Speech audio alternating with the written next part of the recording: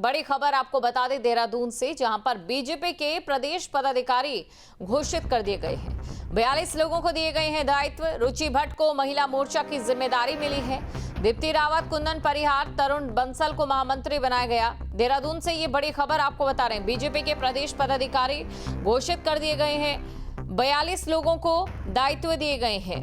तो 42 लोगों को दायित्व दिए गए हैं। रुचि भट्ट को महिला मोर्चा की जिम्मेदारी मिली है और दीप्ति रावत, कुंदन परिहार और तरुण बंसल को महामंत्री बनाया गया।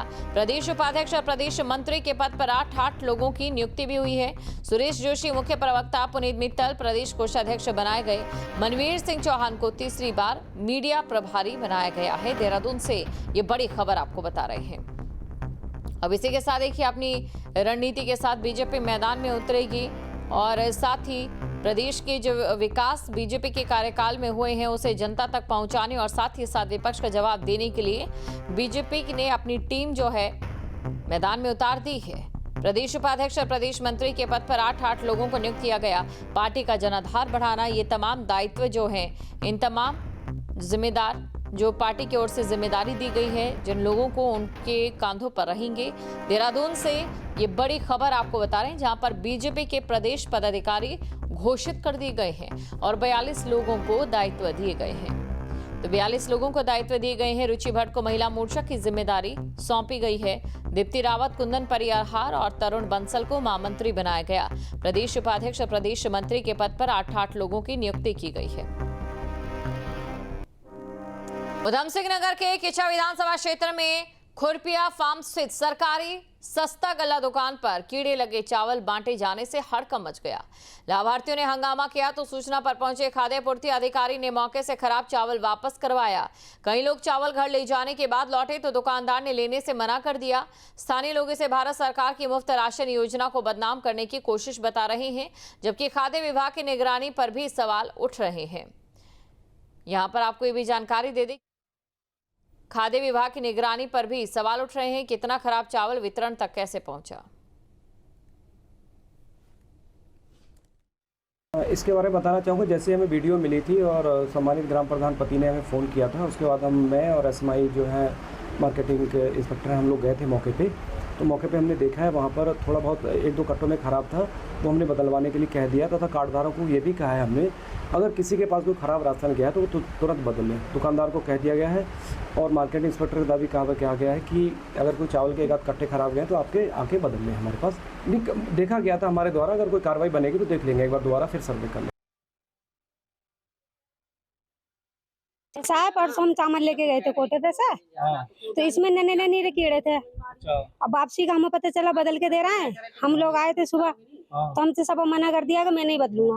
क्यों नहीं बदलेंगे? कह दिया कि प्रधान जी ने मना कर दिया। प्रधान जी को बुला के हम मैंने कहा आपने क्यों मना कर दिया चावल बदलने के लिए? कह रहा है मैंने तो नहीं करा है। इनसे कहा तो उन्होंने कहा बाद में इन्हें बदल के दे देना।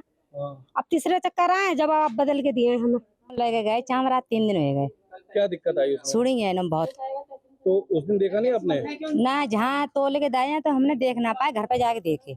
अच्छा, तो आपने इनसे शिकायत करी तो इन्होंने क्या कहा? शिकायत करे हम आज लेके आए चावल, कल तो हम आए ना पाए, कुछ जानवर न गए, तो आज हम लेके आए तो ये अब बदलेंगे कह रहे हैं। 2-3 फिर हम भूल गए, तो अब कह रहे हैं बदल के अब देंगे। अब बदल देंगे? हाँ।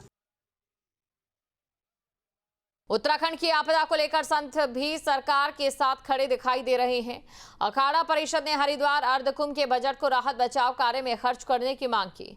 अखाड़ों ने मिलकर आपदा के उभरने के लिए राज्य सरकार का साथ देने के फैसला किया है। 18 सितंबर को बैठक कर सभी अखाड़े अपनी तरफ से की जाने वाली मदद की घोषणा करेंगे, जिसे अखाड़ा परिषद मुख्यमंत्री को सौंपेंगे।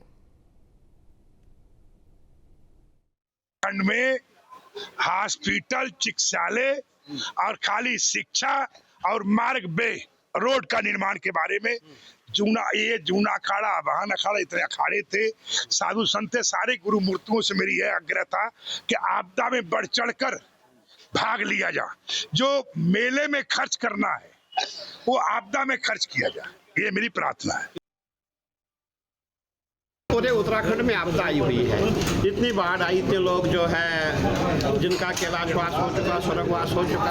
हमने सोचा था हम संत महात्मा, हमारे परम श्रद्धेय हरिगिरि जी महाराज ने कहा था सभी संतों को बुलाया जाए, उत्तराखंड के लिए हम कुछ करें। देखिए, मैंने कहा ना, संत बड़े परमार्थी शीतल जिनके अंग। संतों का काम है जनहित में कार्य करना, और उत्तराखंड हमारी कर्म भूमि है और जन्मभूमि भी है, इसीलिए हमें उत्तराखंड के हित के लिए आगे आना चाहिए।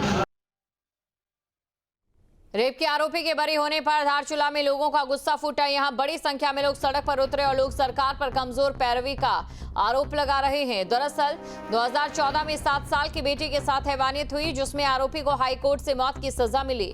परिजन फांसी की मांग कर रहे हैं। बड़ी खबर आपको बता रहे हैं, बच्ची से रेप करने वाले हैवान को कोर्ट से बरी किया गया और आरोपी के बरी होने पर लोगों में आक्रोश है। लोग यहां पर फांसी की मांग कर रहे हैं, तो लोगों की ओर से फांसी की मांग की जा रही है। हम लोग यहाँ पे एकत्रित हुए हैं, हम न्याय मांगने को एकत्रित हुए हैं। आज हम किसी से कुछ मांग नहीं रहे हैं। आज हमें हमारा संविधान है, हमें न्याय दिलाने का हमारा संविधान कहता है कि हमें न्याय का अधिकार है। हम अपने अधिकारों की लड़ाई लड़ रहे हैं और हमें न्याय मिलना चाहिए। सबसे पहले बताना चाहती हूँ कि हमारी बेटी के साथ यहाँ न्याय बिल्कुल नहीं हुआ है। ये सब बहुत गलत फैसला लिया गया है। इसके लिए हम सब एकजुट होकर अपनी बेटी के लिए लड़ेंगे और जब तक हमारी बेटी को न्याय नहीं मिलता, हम लगातार यह संघर्ष जारी रखेंगे। जो सुप्रीम कोर्ट है वहाँ से उसे न्याय नहीं मिलता, जबकि हाई कोर्ट से जो आरोपी था उसको फांसी की सजा सुनाई जाती है। वहीं दूसरा अपराध ये है कि जो हमारी बेटी है उसके घर वालों को पता नहीं चलता है कि सुप्रीम कोर्ट में आरोपी ने रिट दायर करी है। तो हम सरकार से पूछना चाहते हैं, कब तक हम बेटियों की लाशों पर राजनीति करते रहेंगे? कब तक दरिंदे धर्म और जाति के आधार पर या किसी के संरक्षण के आधार पर बरी होते रहेंगे?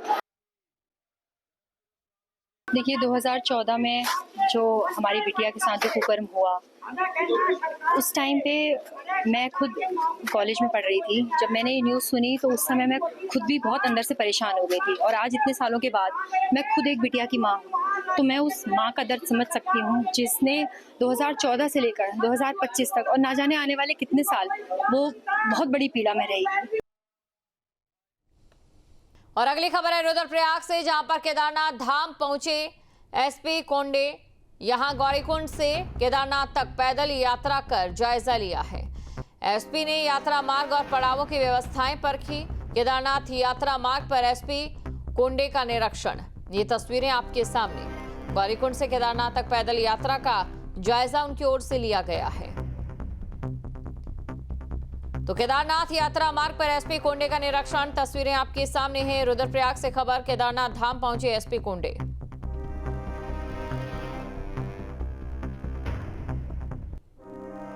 जहां भक्ति है हर शब्द में, कथाओं में छुपे हैं दिव्य रहस्य और ज्योतिष देता है जीवन को दिशा। धर्म से जुड़ी हर बातों को जानने के लिए हमारे चैनल स्तुति को सब्सक्राइब करें। चैनल पर जाने के लिए इस लिंक पर क्लिक करें।